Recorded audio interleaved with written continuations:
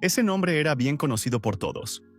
El Indomable, un maestro espadachín encerrado entre cuatro paredes, enloqueciendo por la situación e incapaz de escapar. El inútil hijo mayor del conde Verdium. Se llamaba Ghislain.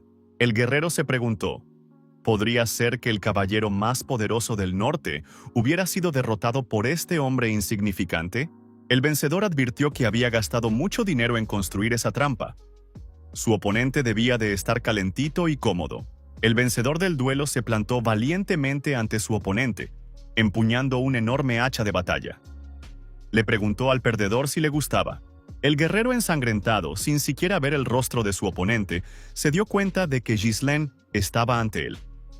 ¿Podría ser que este sinvergüenza supiera de sus planes desde el principio? El caballero enmascarado respondió que sabía más que solo eso. También sabía cuántos oponentes habría, cuál de ellos había estado espiando y quién había enviado refuerzos. Ghislain repitió que lo había sabido todo desde el principio. Su oponente le resultaba tan claro como la palma de su mano.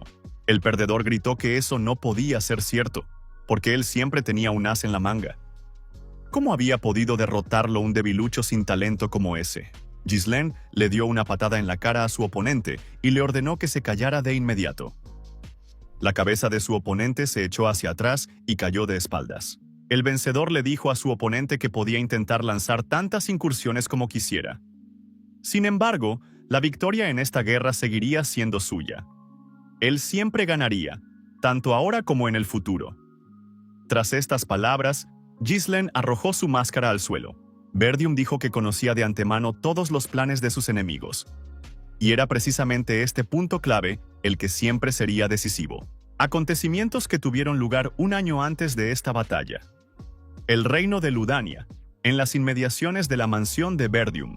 El joven abrió los ojos, se miró a sí mismo y preguntó sorprendido, ¿podía estar realmente vivo?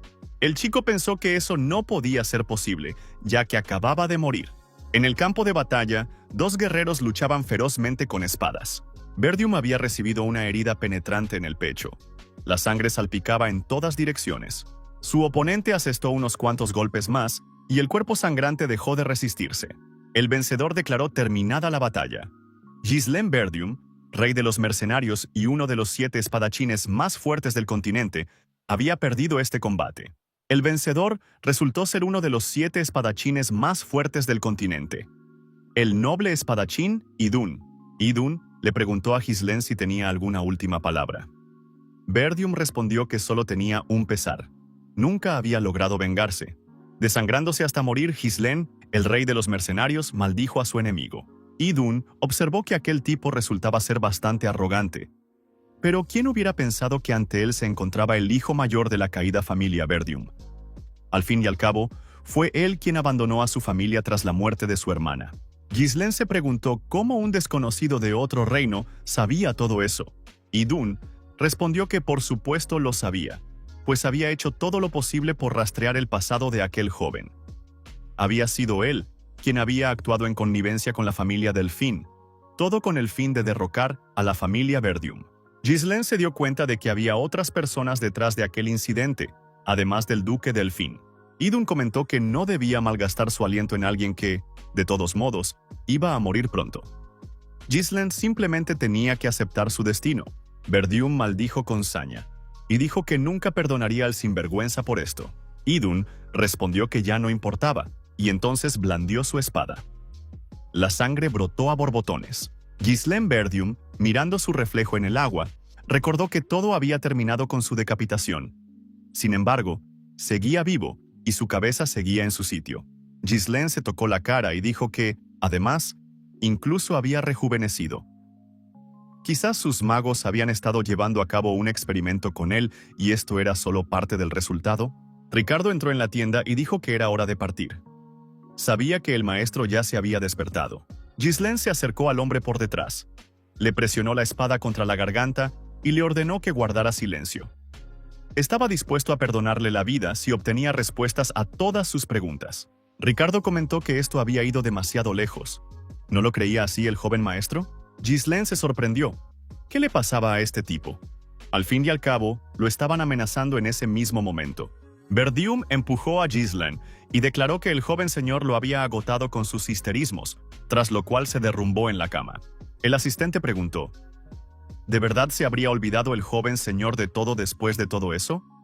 Al fin y al cabo, montó una rabieta porque quería liderar al escuadrón para acabar con los orcos. Ghislaine se sorprendió. ¿De verdad había montado una rabieta?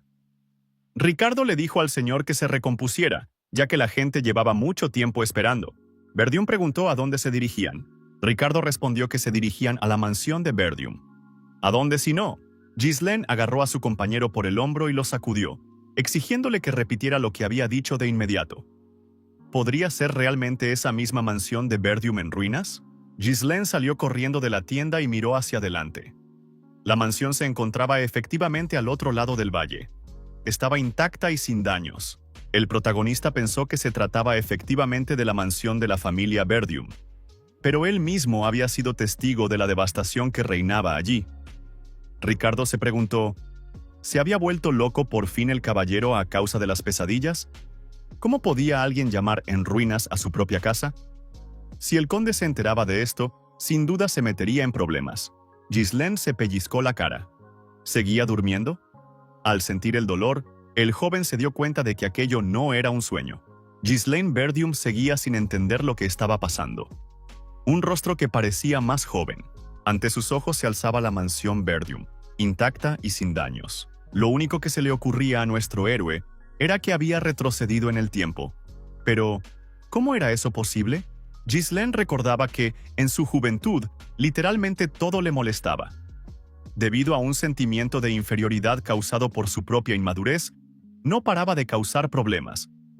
Con el tiempo, cada vez más residentes de la mansión comenzaron a alejarse de él. Después de eso, el joven no pudo soportar las críticas y se escapó de casa. Unos años más tarde, Ghislaine Berdium se convirtió en mercenario. Sobrevivió a muchas batallas, se hizo más fuerte y se labró un nombre.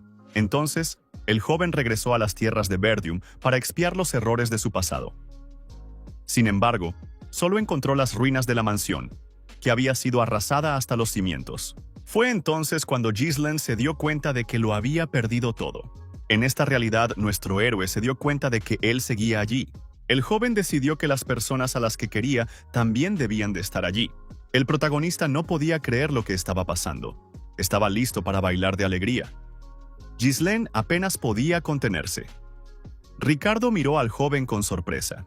Sin embargo, era demasiado pronto para celebrar. Ricardo dijo que quería ir en una misión para acabar con los orcos. Ghislaine nunca podría olvidar aquel día. La mayoría de los miembros de la expedición habían perecido. En su vida pasada, el joven se había unido al escuadrón de limpieza, con la esperanza de hacerse un nombre. Los informes de reconocimiento indicaban que solo habría 3 orcos. Ghislaine decidió que, incluso para alguien como él, sin experiencia en el mando, aquello sería pan comido. Sin embargo, una vez allí, resultó que había nada menos que 20 orcos. Los hombres murieron, porque Ghislaine se negó obstinadamente a asumir el mando. Ahora nuestro héroe se dio cuenta de que la tarea que tenía ante sí no era en absoluto imposible, ya que los orcos saben poco de tácticas. El único problema era si esos hombres serían capaces de confiar en él. Al fin y al cabo, todos lo consideraban un tonto insufrible. De repente, una estructura de madera voló por encima de la cabeza de nuestro héroe y se estrelló contra el suelo delante de él, haciéndose añicos. Los guerreros gritaron que los orcos ya estaban allí. Y era cierto. Los monstruos se habían acercado sigilosamente, sin que nadie los viera, y se abalanzaron sobre el escuadrón de nuestro héroe. Ghislaine se sorprendió. ¿Acaso los orcos también habían atacado con la misma repentina rapidez la última vez? Los monstruos armados comenzaron a destrozar todo a su alrededor. La gente resultaba herida y el número de bajas aumentaba rápidamente. El capitán gritó a todos que tomaran inmediatamente sus posiciones y no cayeran en el pánico. Tenían que organizar una defensa. Era el comandante de la unidad de limpieza, el capitán Skoban. Skoban se acercó valientemente a los monstruos y comenzó a golpearlos con su espada. El capitán